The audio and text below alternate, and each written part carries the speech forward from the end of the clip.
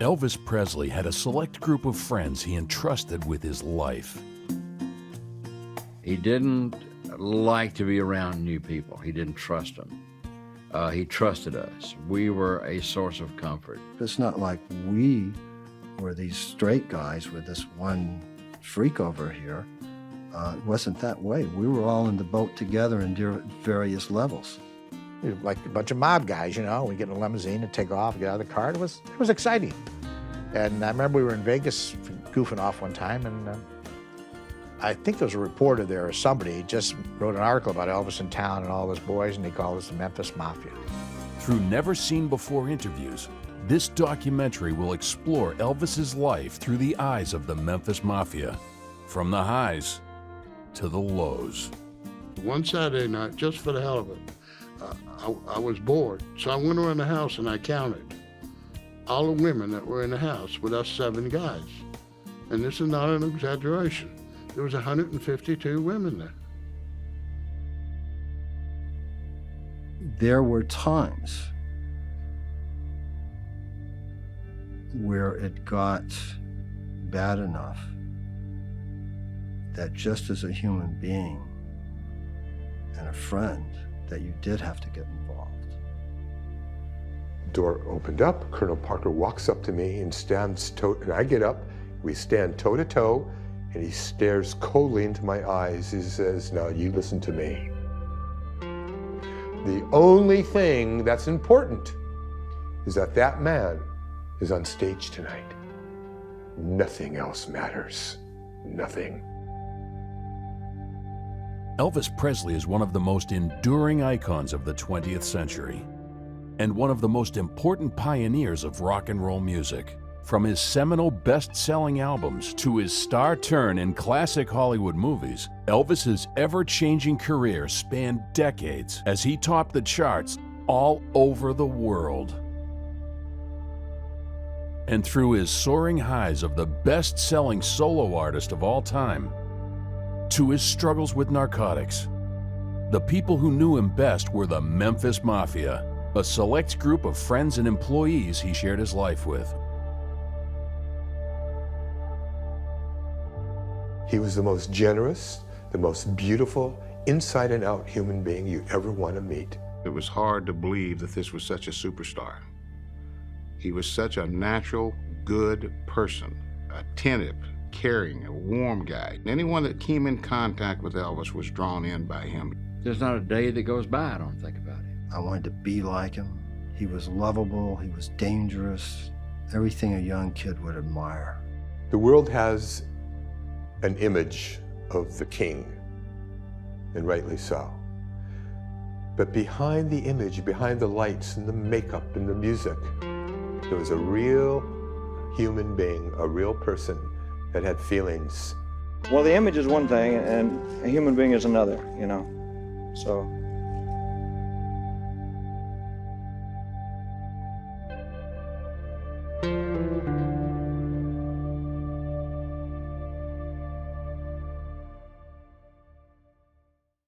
Before Elvis became the most controversial figure in show business, everything in popular music seemed squeaky clean and well-produced. But he shook up the popular culture and paved the way for many generations of superstars to come. Born in 1935 in Tupelo, Mississippi, his twin died at birth, so he became the only child of Gladys Love and Vernon Presley. A solitary child, his classmates often described him as a loner. His life changed on his 11th birthday when he was disappointed not to receive a bike or a rifle, but instead an acoustic guitar, sparking his love of music. At 13 years old, Elvis and his family moved to a prominently African-American neighborhood in Memphis. As a result of the depth of his musical influences, in many ways, Memphis was the perfect place to start his incredible and unrivaled career in the music industry. Along the way, picking up his closest friends, the Memphis Mafia. Elvis was a bit of a loner back then. He had maybe 3 or 4 friends that lived in the same housing project he did. and primarily was shy, did not really come out of his shell until a couple of talent shows, and the girls started screaming him. I mean, he always liked girls. I mean, I think he had more girlfriends than he had guy friends. This is Marty Lacker, one of the original members of the Memphis Mafia, who worked for Elvis as a foreman for 16 years and was the best man at his wedding. The way I met Elvis was in the last year of high school at Humes High School in 1953. When I moved from New York to Memphis, I still wore the same type of clothes we wore in New York. Back then it was loud color pants and shirts and saddle stitches on the side and what was known as pistol pockets on the back. And you wore your shirt with your collar up and had a pompadour in your hair. And the guys in Memphis my age basically wore Levi's, a t-shirt, and had a crew cut, except one guy, and that was Elvis. And he basically dressed the same way we dressed in New York. And the kids in school used to kid us, you know, asking, well, who's going to outdress who tomorrow? Elvis's school years weren't easy, as he always stood out, but this would become a benefit in later life.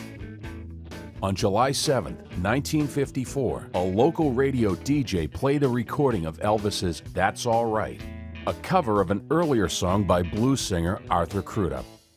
I remember it explicitly. I was driving down Valentine Avenue here in Memphis with a friend of mine who also went to Humes, and we were listening to Dewey Phillips, as all the kids did back then. And Dewey started going off about, well, I got this brand new record by this boy who was from Humes High School, and both my friend and I looked at each other. We were trying to figure out who it was and played the record, and we thought it was really good. And at the end, he said, Elvis Presley, and it just, you know, it really shocked us. And he played it like 7 or 8 times in a row.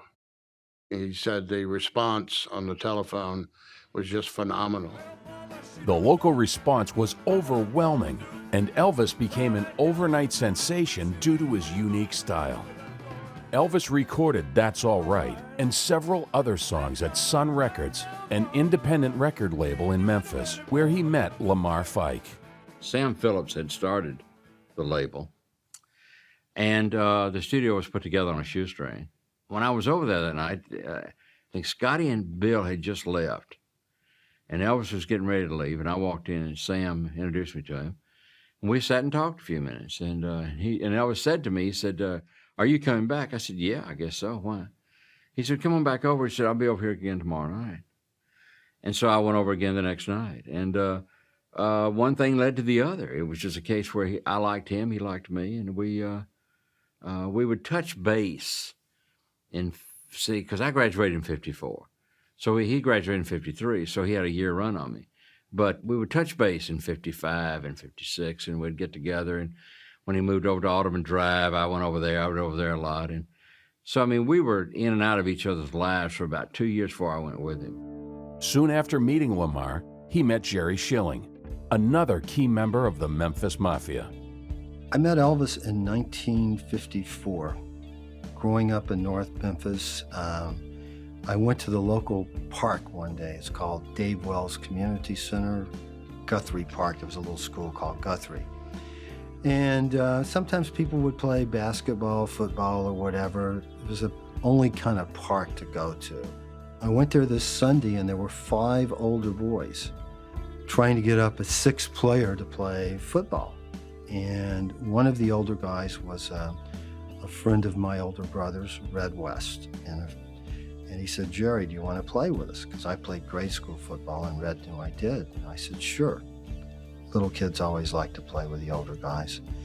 And we went in the huddle, and I saw this guy, and this was the week that Dewey Phillips had played That's All Right, Mama, the very first time. I had been listening to Dewey Phillips for 2 years, ever since I was 10 years old. And I looked, and I knew who it was. It was Elvis Presley. Elvis's career was flourishing.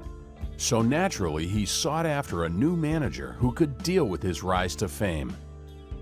Colonel Thomas Parker, a controversial figure in Elvis's life. He then signed with RCA, which helped him become a national star and brought his distinctive style of rock and roll to the masses. Riding off the back of becoming a household name, Elvis decided to take his talents to the movie industry, starring in films such as Love Me Tender, Loving You, and King Creole, which catapulted him into being one of the biggest stars in the world. As well as taking over people's radios and TV screens, in March 1957, Elvis returned to Memphis to purchase his iconic home, former church, renovated into a 23-room mansion, Graceland, a place where he and the Memphis Mafia could spend the majority of their time off, and Elvis's home for 20 years. However, in December 1957, Elvis received his draft notice to join the Army. This came as a shock to both him and his fans, who were devastated he would be taking time away from the music and film industries, as it was often hard for artists to regain the star power they once had after time in the Army. Nevertheless, in a day known to his fans as Black Monday, Elvis reported for duty in March 1958. Elvis Presley no longer has that rock and roll beat. The tempo is 1, 2, 3, 4 for Private Presley. He's at Camp Chaffee, Arkansas, beginning his 2-year Army hitch courtesy of the Memphis Draft Board. Like any ex-civilian raw recruit, the king of rock and roll will be keeping time to non-hip bugle calls. Involuntarily retired, the gyrating guitarist's departure from the public eye left his blue jean fans all shook up, so we hear.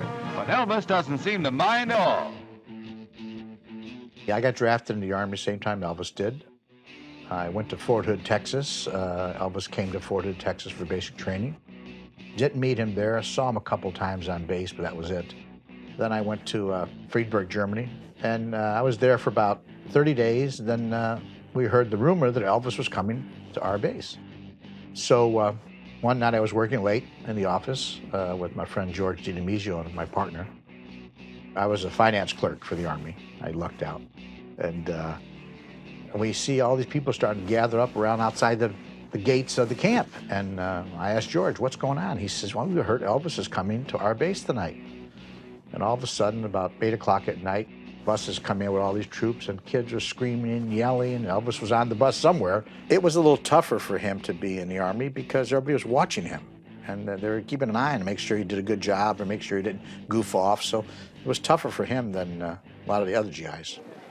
Elvis, since you've been in the Army, have the boys given you kind of a rough time in the barracks because of your past career, would you say? No, sir, I was very surprised. I've never met a better group of boys in my life. They probably would have if it'd been like everybody thought. I mean, everybody thought I wouldn't have to work and I would be given special treatment and this and that. But when they looked around and saw I was on KP and I was pulling guard and everything just like they were, well, they figured, well, it's just like us. It was in the Army that Elvis met Joe Esposito, another key member of the Memphis Mafia. While I was in Germany, this one gentleman, his name is Wes Daniels, he was a photographer for the Army. He was in the Army too, and he was assigned to take pictures of Elvis for promotional, for PR for the Army. Elvis and a bunch of his Army buddies plays football on the weekends near his house. And Wes Daniels asked me one day, so we need some more players. Would you like to go play football and meet Elvis? I said, I would love to. And that's how it all started. I went to his house in Bad Nauheim, and I was introduced to him at that time. During his time in Germany, Elvis was introduced to Priscilla Bellew, the 14-year-old daughter of an Army officer. The first time he met Priscilla, I happened to be at the house that evening when she was introduced to him. When she walked in the door, I mean, very pretty young lady, but I didn't know how old she was at the time. And I figured she was about 16, but at the time she was 14, I find out later. But she was very mature, very quiet at first, because naturally walked in the room with all these guys in there. And then Elvis, you know, I mean, that's a pretty tough situation to be in. Then the fear started. It just scared me to the point where I couldn't even breathe. It was just, she was just turned 14 and kind of uneasy. I told him one night, I think we're all going to die. And he said, "What do you mean?" I said, "If they catch you with this girl," I said, "it's over with." And it didn't bother him, but we kept him so secure that he was able to do what he did. But it was stretching, and it was very nerve-wracking. And I took her home to make sure that, she came home with me and not with him and stuff like that. The diversions were quite unique. It was a case of where one of us would be with her as opposed to him. You had to do that, It was so scary. I had dreams of Jerry Lee Lewis and all the stuff was going on with him, and I said, "You don't need this problem," but it didn't make any difference to him. I think that it was a point of manipulation. I think he could do more with a younger girl than he could a woman who had some sort of sophistication. He didn't like anybody his own age. Some woman who really was wise or had some sort of intelligence about her, he didn't like her. It bothered him. He wouldn't fool with her. Elvis left the Army in 1960. His train was mobbed by screaming fans practically the entire way. At Fort Dix, New Jersey, Sergeant Elvis Presley is mustered out after 2 years of Army service. The rock and roll idol of millions is back on the scene. Any romance? Did you leave any hearts, shall we say, in Germany? Not any special one. There was a little girl that I was seeing quite often over there. That her father was in the Air Force, and she was at the airport when I left. And there were some pictures made of her, but it was no big romance. I mean, the stories came out. The girl he left behind, and all that. It wasn't like that. I mean. Elvis's time in the Army deeply affected the rest of his life. While he was away, Colonel Parker continued to release previously recorded tracks as singles. It was during this time that the most important person in his life, his mother, passed away. He was never the same again. With his fans excited to see what he would do next, Colonel Parker had arranged for a bigger push into Hollywood. I understand that you want to become a dramatic actor, is that right? Well, so that's my big ambition now. It takes a lot of time, a lot of experience, but I hope I'll make it. I mean, that's what I want to do. It was by this time Elvis had put together his insular team of friends and employees that he trusted, known as the Memphis Mafia, who came with him to Hollywood. He had come out of the Army. When he came out, he was a bit changed. He was more polished. Now he was dressing in cummerbunds and tuxedo jackets and ascots. And his outlook was a little different on life and the way he handled it. And I think part of that change also is because his mother was gone. He had time to think in the Army, and he came out. And Colonel had made it possible in Elvis's mind that he had a career when he came back from the Army. Normally, an entertainer went in the Army, the career is over. Colonel kept movies being released, songs out, and he had these long-term contracts, which looked really good in the beginning. The movie years were the best years that I spent with him. They were not only the first years I spent with him, but they just far outweigh the touring.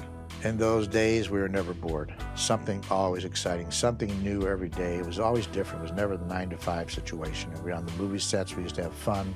Elvis was very easy to work with on the set, and he was very nice to all the crew people. They loved him a lot because he was very cooperative, and everybody was yes, sir, no, sir. And it was fun. It was just a lot. But movie sets are boring, though, too. I mean, you sit around, shoot one scene, and you sit for another hour and a half waiting until the next scene sets up. So we played cards, a lot of the guys. Elvis would talk to the co-stars. He'd be in the bedroom talking, the dressing room talking to the co-stars. And we'd play poker between takes and talk to the extras and hang out. It was one big party. you know, it wouldn't have bothered me if he'd never toured again. I mean, if he'd just kept, but he wanted to make other movies, and he should have. He should have had more drama, because you see King Creole and Jailhouse Rock, you know he can carry a drama. He can carry a role of heavy drama. It was a nervous time. I mean, you know, you grow up and you think that Cary Grant's head is probably 6 feet high and 3 feet wide or something, you know, and when you see him, he's much more normal, and then but you're around all these stars you've grown up with. It's hard to be, you can be as normal as you can. But, and that was, of course, you know, in 57, Jailhouse Rock, you know, everybody, the studio system was still going, but it was at its last throes. It was all new to us, so it was exciting times. Every day was an excitement. Got up, you felt great going to the movie set, and, you know, like I say, we did different celebrities would come visit Elvis on the set. You know, Warren Beatty, Gene Simmons, they all wanted to come and say hello to Elvis because he got back out of the service, and I was very impressed.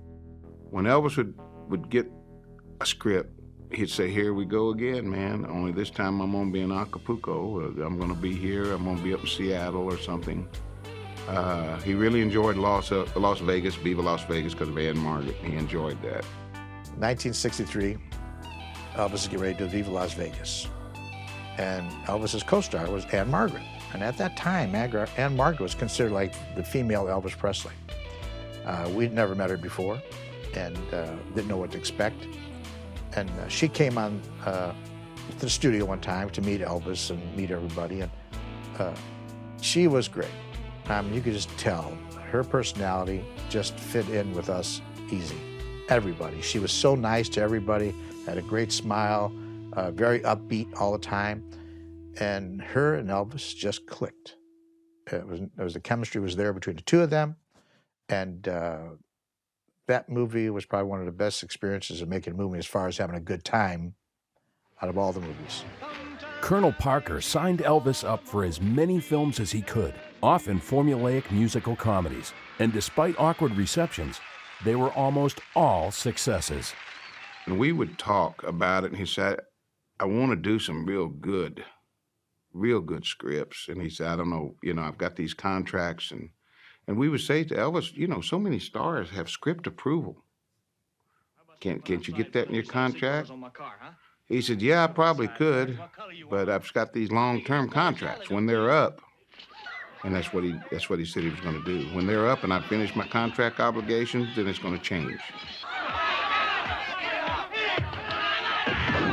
Get the police, quickly. Elvis was getting older, understanding the business, outgrowing the Colonel. He started questioning these things. After several more years of success in both the film and music industries, Elvis decided to marry Priscilla in a small ceremony on the 1st of May, 1967, at the Aladdin Hotel in Las Vegas. The wedding was arranged by Parker to maximize publicity and featured very few guests, so was over in only 8 minutes. It was followed by a press conference and a $10,000 breakfast reception. The wedding caused arguments between Elvis and several of the Memphis Mafia, who were not invited to the ceremony. Some of them even claimed he didn't want to marry her, but was forced to by Priscilla, or she would tell people about the fact they dated when she was underage. Elvis and Priscilla went on to have a baby girl, Lisa Marie, 1 year later. Priscilla had just turned 16, or somewhere, because she had still to go to school. And that's, I think, where Elvis made the deal. You know, that if he'd bring her over here, that he would probably, his plans were to marry her. And so that really is probably where it all came about, that he had to, because he didn't want to marry her. He just didn't want to be married. He wasn't ready for it. But Elvis had become unsatisfied with his career, and his life was becoming more hedonistic as he enjoyed the Hollywood lifestyle, drugs, and affairs. In the movie years, the drugs were in control. The sleeping pills and the uppers for the energy level, those were just taken. In fact, some of us that took them, I couldn't take them every day. Not to be the goody-goody, but I just couldn't take that pill because I knew it was going to do to me. Make my mouth dry. It was just going to make me wired all day, and I just didn't want to do it. But I had to take him sometimes because he would stay up to 3 o'clock in the morning, 2:30, 3 o'clock, and we get up at 5 to go on location. And I learned from the very start, I sleep when he sleeps.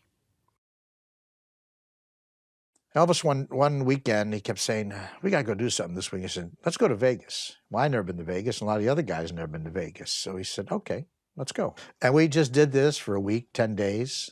Elvis said, okay, we got to get out of here. We got to go back to L.A. And we get in the car, start driving. I said, Elvis, why do we have to go back now?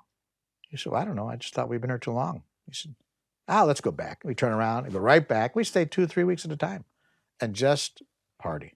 And one time, I forget, we were going so hard that Elvis started getting a bloody nose. And we went to the doctor, and the doctor said, you guys need to get some rest. His resistance was getting down, and he kept getting a bloody nose, so we had to rest for a couple of days. We did party quite a bit. You know, we were making movies, 3 movies a year there. And, you know, movie, you have to get up early. You have to be at makeup like 5:30, 6 o'clock. But we were young, okay? And we liked to have parties late at night. A lot of the dancers from the movies, the extras, pretty girls, we'd all come up to the house and just sit around, talk, listen to music. We had a swimming pool and stuff. We didn't go to bed till, 2 o'clock in the evening. And it was tiring after a while. And so we'd take a little speed to stay up the next day. And a lot of times we couldn't go to sleep because we were high, and we had to take a sleep pill to go to sleep. And we lived that way for a long time. It was just sort of like having ham and eggs or something. You just did it, and there wasn't any big deal about it. I mean, nobody knew anything. Just like I told you, it all goes back to that original thing where nobody knew anything. You just did it. You know, it was a magic potion, so to speak. It really was. It kept us going. But see, in his mind were not illegal drugs. These were prescription drugs. Now, the doctor's writing them for him. He's abusing them, but they're not illegal drugs in his mind. But he wants to stop the people out on the street getting heroin and cocaine to young people and trying to influence them to get on to drugs and things of that nature. So that's what it was in his mind. As intelligent as Elvis was in so many ways, he was naive in thinking that there were separate issues there, because there really wasn't. It's called a recreation drug. Well, I mean, how much recreation can you do? We used to have a thing, in fact, on Paramount, on GI Blues, they had a club scene in there, and he'd kept us up late, and I just couldn't stay awake, and I hadn't taken anything, so I went over to a dead set and got into a booth there in the nightclub set, and they were shooting on another one, and laid down on the booth to get some sleep. And one of the crew guys up on the catwalk just pointed me out to Elvis. I found out later, he pointed me out. Said, like that.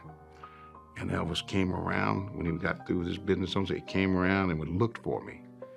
And he saw me through there because there was a couple of tables stacked up, and I kind of put a little camouflage so I couldn't be seen easy. Oh, man. He threw that table and chair, and I woke up straight up. He said, damn you, Sonny, I told you, you sleep when I sleep. You know, Elvis was a pretty even-tempered guy, but when he did something flared up and got mad, he had a bad temper. I mean, that was the difference in him. It was no in-betweens. He was really the nicest guy in the world, and sometimes he would snap and just have a real bad temper, and he'd scare the hell out of you sometimes. There was one instance I remember during the movie Wild in the Country. Christina Crawford, Joan Crawford's daughter, was one of the co-stars in the movie. Well, we became friends, and I invited her up to the house one evening to hang out. Elvis knew who she was. So we're sitting there watching a little TV and sitting on the couch, and this big couch at the house on Perugia Way, and Elvis would smoke cigars once in a while, so he picked up a cigar to smoke, take a cigar, and I reached over and lit his cigar for him. And she pulled my hand away from him. I went to do it again, and she pulled the cigar out of Elvis's mouth. She says, you shouldn't have to light a cigar. And I say, hey, don't do that. So Elvis really got mad. He got up, and he grabbed her by the hair and pulled her across the coffee table, which scared the hell out of me and everybody else, and they were really in shock. And he said, get her out of here. Take her home. Well, women are always the greatest distraction in the world for rock and roll. And it's a pleasant distraction. I say that in all candor because It's what makes it go. We had a lot of girls on the sets that we worked. Elvis liked them because they inspired him doing his numbers in the movie. He had several of them that a nucleus type thing that he wanted, and he wanted them where he was going to be working, sitting at tables so he could see them, because they really liked him, he liked them, and they inspired him with their laughing and their cutting up with him. It's moths to a flame, I think. It goes back to that same premise. They're attracted to somebody like him. And, you know, I think two things, you got wealth and looks, they're really going to come. And they're going to come fast and hard. Just for the hell of it, one Saturday night, at a time when there was only 7 of us, including Elvis. See, on Friday night and Saturday night, Elvis used to let all the girls in that hung around the gates. And one Saturday night, just for the hell of it, I was bored. So I went around the house and I counted all the women that were in the house with us 7 guys. And this is not an exaggeration. There was 152 women there. What you have to do is on a continual basis weed them out, because you got to weed the squirrels out from the lambs, and the squirrels cause you more trouble than a lamb ever caused. Not because they eat a lot of nuts, but it's because they, you know, they're crazy, and this is the problem. So you have to sort of check them out. We had friendships with them. There wasn't really anything really happening. A lot of them were married, you know, just working extra, but they just enjoyed being around Elvis and us guys just to talk. And then there were some that we had affairs with. But the thing with Elvis is he had his own thing going with his co-stars, you know. And in Vegas, the same thing. He had ladies there also that he would bring in. He'd take them on tour. He'd meet them in Vegas, Lake Tahoe. He spotted one there. She was very pretty. We're walking off the stage after he finished his number. Sonny, you see that girl? I said, I got her covered, boss. I knew exactly which one he was talking about. So I went back out there. Her name was Paige. I asked her, I said, Paige? And at the time I introduced myself, she told me her name. I said, Paige, would you like to meet Elvis? She looked at me and she said, how would I meet him? I said, well, I work for him. And I said, he asked me if he could, if you'd like to come backstage and say hi to him. And she said, yes. I took her back there. And she was as sweet and wonderful as she could be, and Elvis just flipped over. He really liked her. Elvis was he just loved women. He, you know, it wasn't a case of, he just didn't think anything about it. It was just like having a cup of coffee in the morning. This passion for excess was giving Elvis and the Memphis Mafia a reputation. But it was at this point a new controversial figure entered Elvis's life. Larry Geller, who soon joined the group. A Hollywood hairdresser, Larry was a different fit from the others. I mean, I thought I was different. Larry was a strange bird for our group, you know. That probably took a lot of pressure off of me with Larry coming in. I look like one of the boys. I was cutting and styling the singer Johnny Rivers. He was in my chair, and my phone rang, and I answered it, and it was one of Elvis's aides, a fellow by the name of Alan Fortas. And Alan said to me, Larry, Elvis heard about your work, and he would like you to come up to his house to do his hair. I said, great. Now, at that time, my clientele was some of the biggest stars in Hollywood. And every day I was mingling with them, and some of them were my friends, and it became almost second nature. But the idea of meeting Elvis, the king, the legend, blew my mind. I was very excited. So I drove up to his home in Bel Air, in Perugia Way, and outside of his house there were at least 100 people. So I drove into the car compound, walked into the house, and Elvis got up and walked up to me, and he said to me, come on, man, let's go into my bathroom. You can do my hair and we can talk. I said, okay. We walked into his bathroom, and I expected to see a luxurious salon-type chair. Nothing of the kind. Elvis walked over to the basin. He said, come on, man, let's just wash my hair right here. So he put his head down into the basin. I started to shampoo his hair, and I'm rinsing his hair and the shampoo out.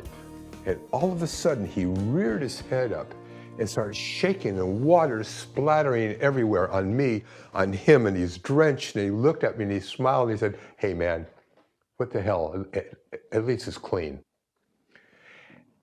And I remember thinking, this guy's very down to earth. And I proceeded to style his hair. And not a word was said for about 45 minutes. And I can see Elvis's eyes in the mirror just following every move I made. And I said, "So what do you think, Elvis?" And he said, "Oh, great, great, great." And he swirled around in his chair. He looked and said, "But I want to ask you a question. My hair's great, but what's more important to me is this. What are you really into, Larry? What are you really all about?" It really threw me for a loss for a moment. I mean, here's a person who was totally straightforward. And I said, "Elvis, I mean, you know that I work with celebrities and I do their hair. This is what I do for a living. But what's more important to me than anything else is my search for truth, to find the purpose for living." I said, "Look, I know you're Elvis Presley, you're the biggest star in the world. I know this must sound corny to you." He said, wait a minute, Larry, wait. That's not corny at all. You have no idea how I need to hear what you have to say about this. Please, man, just keep on talking." And I did. I told him about my earlier life and how I began my search. I told him about the books I read, about my interests in all the various great world religions, my interest in yoga, my interest in health foods and being healthy. This led us into a conversation that went on for the next 3 hours.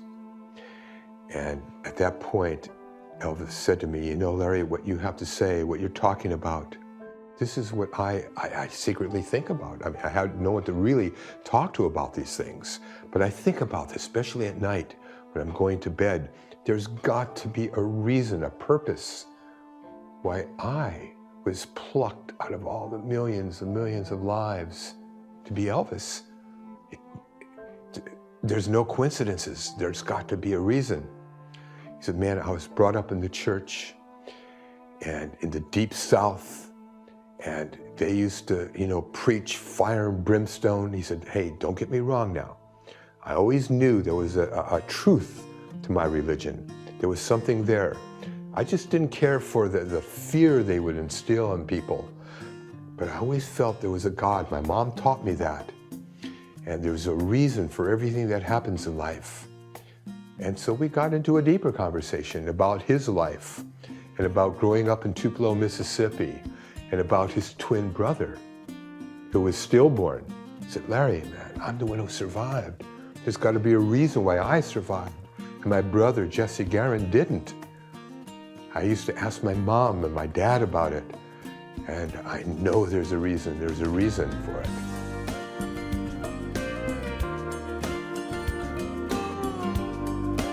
That first night with Elvis changed both of our lives.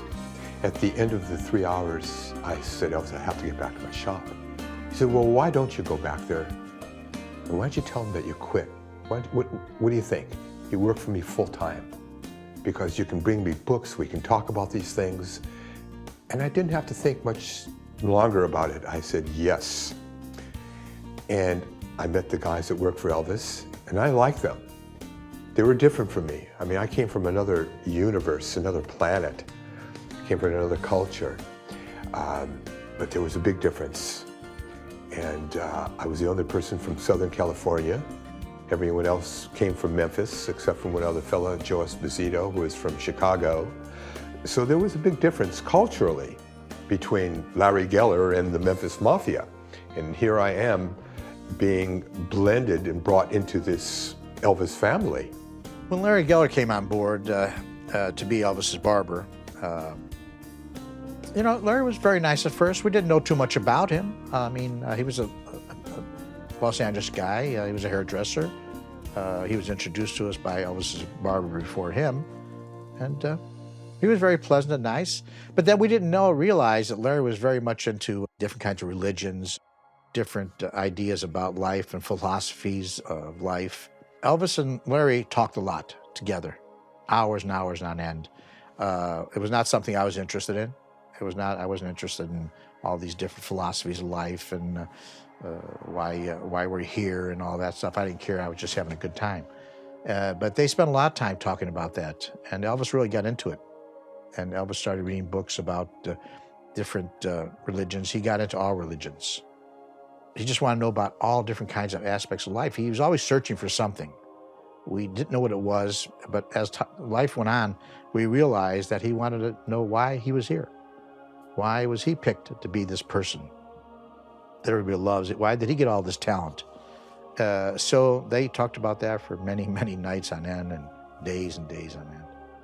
My take on Larry Geller, basically at first he seemed like a nice guy. Larry was very quiet spoken, but then he started introducing his Far Eastern, what I call California cult crap. And he started talking to Elvis about it. And Elvis, because there always was a tinge of boredom as far as Elvis was concerned. And Elvis was, was interested because it gave him something new. And as the years went by, I started calling Larry the Swami, because I first of all, I don't trust people like that. I think they're full of and I think they have an ulterior motive, which Larry started coming out a little bit on a bus trip out to California. He started talking to Elvis about becoming a religious messenger. And I told Larry, I said, that's not what Elvis is. I said, Elvis's message is in his music. Although Larry brought a spirituality to Elvis, it didn't save him from his downward spiral. A mixture of drugs and constantly being in the public eye was making Elvis paranoid. He even carried a gun in his boots on stage, as he was scared of an assassination attempt. When the death threats first start happening, they just kind of snowball. We try to keep them quiet because we don't want the copycats, okay? So we kept these things quiet, and it worked. We had bomb threats. Most people will say, we had a bomb threat at the show, and all of a sudden the papers and people, we kept it quiet because we didn't want to have a bomb threat at every venue we played because we had one at the last one. So someone's going to call in another one at the next one. We used to joke because he used to have a gun here, and a gun here, and a gun here, and a gun in his boot, and a gun in his back, and he'd just go out to go to the movies. Plus, some of us had guns. He made sure that, we were all armed because he didn't want to take any chances. When I called him from L.A. when we were going to do that last tour, I said, you just need to shut it down. I said, the tour. I said, cut it off. Let's just, I said, let's just cancel this tour out. And he said, Lamar, I've got a payroll. Which, when you say that, you go, well, he's right. But at the same time, I told him, I said, listen, you got 2 or 3 guys around here that'll go to Hawaii with you. And I said, we'll hang out and you just, and you can get yourself back together again. He said, let's talk about that after this tour's over. It sounds like a good idea. He didn't make it. His fans were getting tired of his recent work. With his films failing to do well at the box office and his albums receiving poor sales and critical responses, so Colonel Parker arranged some comeback shows in Las Vegas, which helped bring him into the spotlight once again. It turned out these were actually all just to cover Parker's gambling debts. Getting more isolated, he relied closely on those he trusted in the Memphis Mafia. One night, I walked down to the casino. I just left Elvis. This was after his show. And I noticed there was a large group of people roped off, and they were all in front of a table watching someone gamble. And as I walked up, it was Colonel Parker, by himself at the table with stacks of chips. And he was playing the sucker's game of all games. It was called the Wheel of Fortune. And the odds of winning that game are the worst. It's better if you play craps or blackjack. At any rate, he's at the table and he spots me in the crowd. Larry, he said, come on, come here, sit next to me. He said, I'm not doing too well. I need some luck. Give me some good thoughts, Larry. I said, okay, Colonel, and I felt so uncomfortable. I really did. After about 5-10 minutes, I said, Colonel, maybe you'll do better now. I hope you will, but I have to get back upstairs because Elvis needs me. I told him I was just going to walk down for a few minutes. So I left. The Colonel was there for hours upon hours upon hours until like 5 o'clock in the morning, and he lost $1.5 million that night. When Elvis found out about it, he couldn't believe it. He said, $1.5 million. That's obscene. Most people don't earn that kind of money working their whole life. And he goes and squanders money like that? He said, oh yeah, he can do it because he's got me. I'm his ransom. What's going to happen is he's going to have to turn around, make a damn deal with me coming back to Vegas, which I don't like Vegas. This is Sin City, man. I don't like it here. I'm never going to come back here again. I think Elvis has given up on some of his dreams. When I saw the CBS special, I was shocked and I was pissed. I called him and I went and met with him. How could you let him be on camera like that? And he said, well, you're a manager, because I managed the Beach Boys at this time. You're a manager, you have to give the artist offers. I said, how could you? He said, I put an offer out there that was ridiculous. And CBS came back with it. And I took it to Elvis and he wanted to do it. Elvis had a tremendous draw to him emotionally and physically, where you looked at him and you thought, that is probably about the best looking man I've ever seen, you know? And he just had a charisma about him. He had a way of pulling you in. People call it Southern charm. He had it in spades. There really wasn't much that Elvis couldn't get if he really went after it, whether it was from Southern charm or just a strong conviction of saying, I'm going to do that and that's it. And that's what we always admired about him. But those things slipped away. There were times where it got bad enough that just as a human being and a friend, that you did have to get involved. And I have done that. You know, I know history is, you know, why didn't you do this and why didn't you do that? We did from time to time. I put my job on the line more than once when Elvis was in trouble. Elvis had a lot of physical problems that were really eating away at him. He had glaucoma. He had hypertension. Do you know that every night after a show, his blood pressure would shoot up to 180, 200 every night?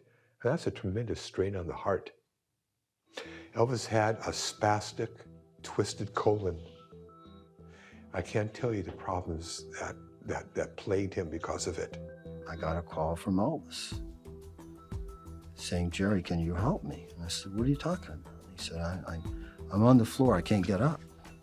And I said, who's there? And he said, nobody.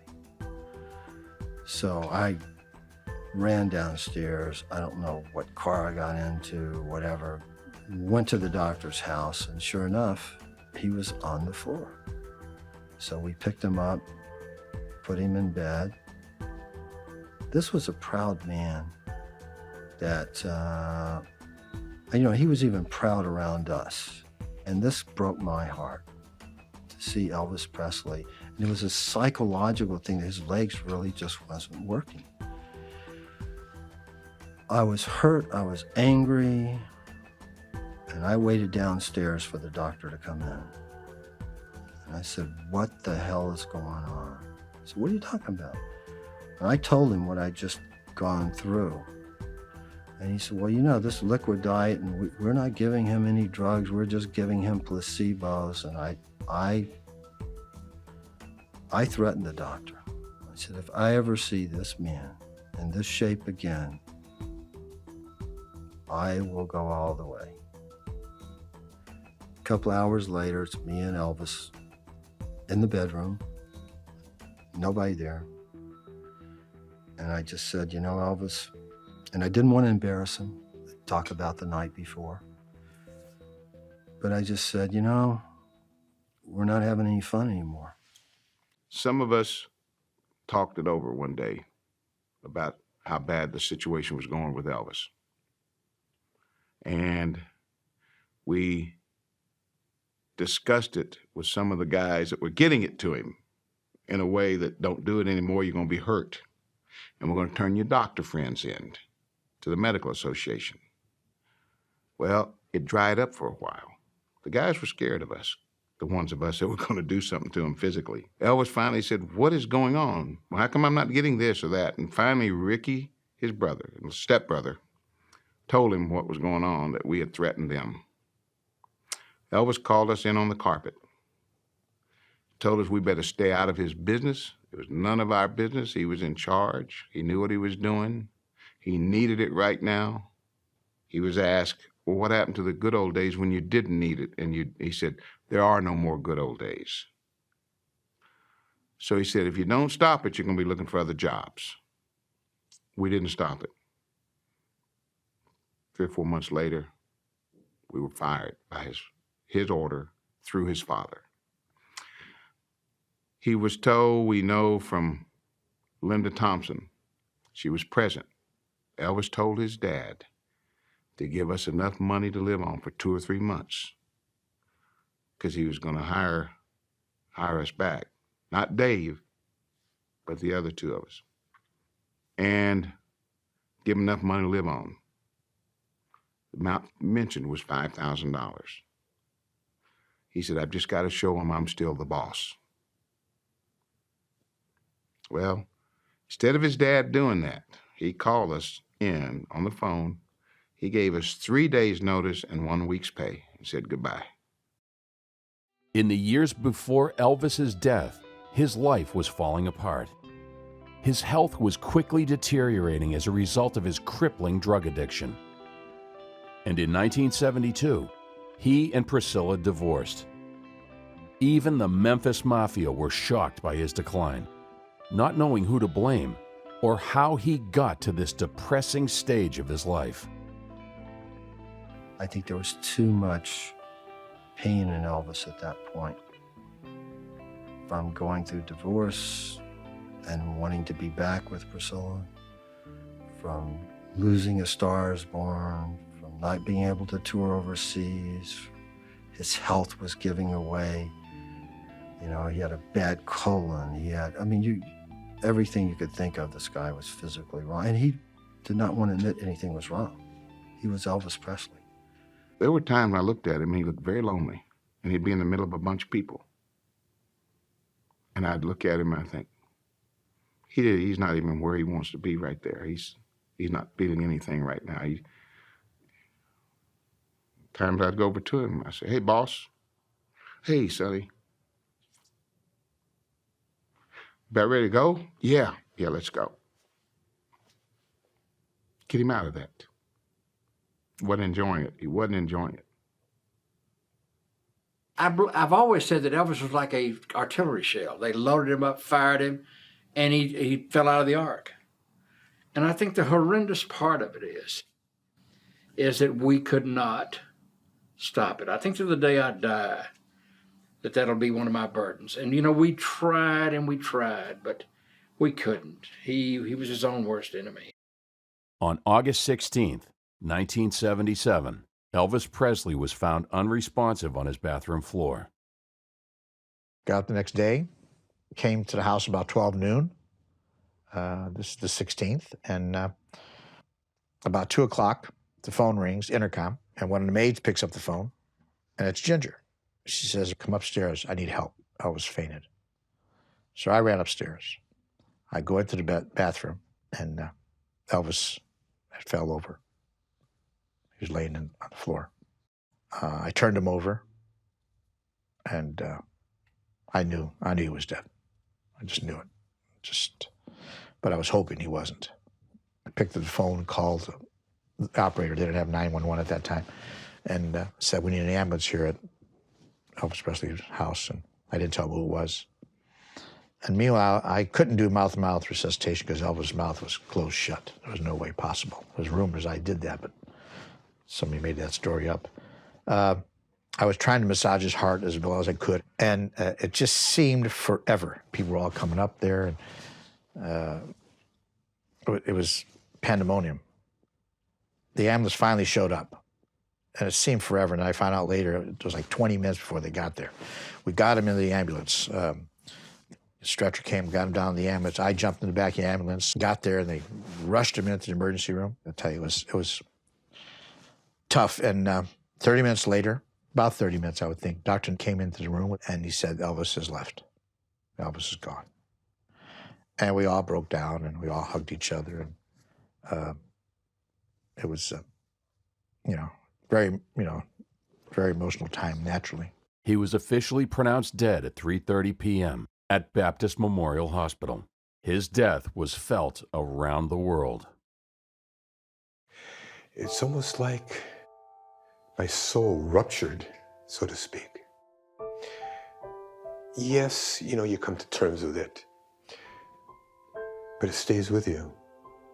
And that moment, those moments of his death have remained until this very moment, and I'm sure they will until I take my last breath. Changed my life entirely. God, we're driving down, and radio's on, and they play an Elvis record, and the disc jockey says, by the late Elvis Presley. I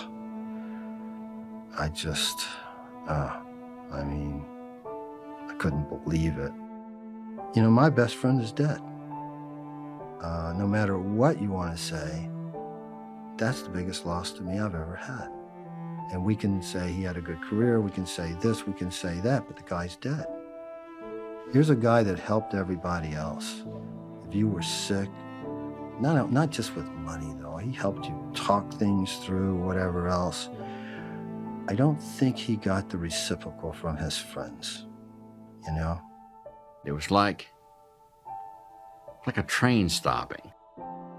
I know for about a year after Elvis died, I couldn't hear. I was almost deaf.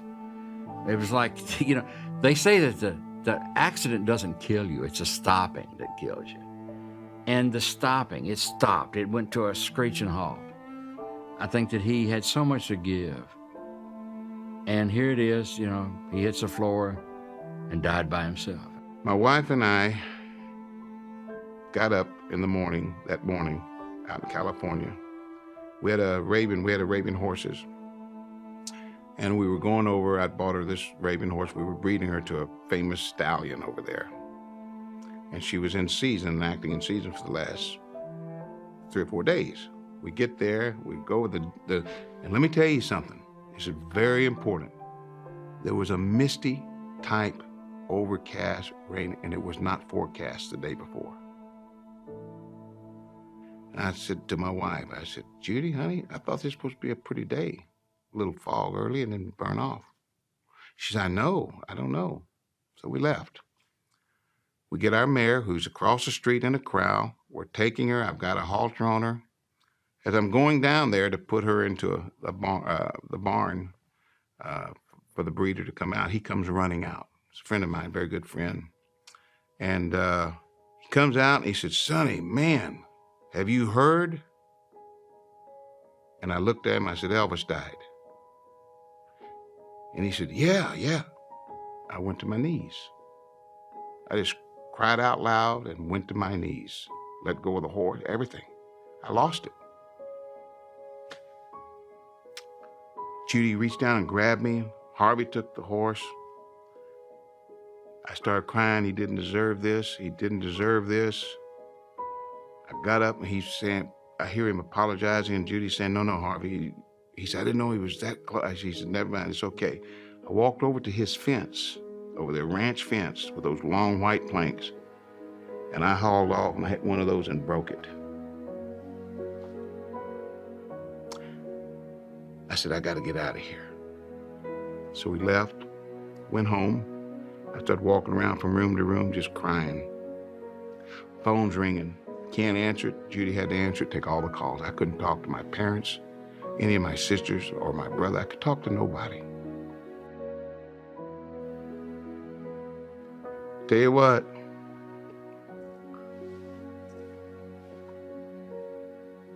I miss him today. In his short lifetime, Elvis became an icon that will never die. To this day, he is the best-selling single artist of all time and is hundreds of millions of record sales ahead of artists such as Michael Jackson or Madonna. Over 650,000 fans still visit Graceland each year to feel closer to Elvis at what is now a National Historic Landmark of one of the most influential artists of all time. And those that knew him best will never forget the intense highs and lows they experienced whilst being alongside the king of rock and roll in the Memphis Mafia. Just knowing Elvis Presley was an experience of a lifetime. He made us part of history because of him. And like I tell a lot of people, I was a little kid off the Chicago streets, man. I don't know what I've done in my life. Now I'm part of history because of this man. I don't know if history will ever catch up to how smart this guy was. You know, not a day goes by that something doesn't happen in my life through a phone call, seeing somebody, or some way, an email, that someone doesn't spark something in me. Thoughts about Elvis. Elvis was something else. But his blind spot with his body and what he put into it. He's responsible ultimately. But at the same time, he was a victim. No question about it.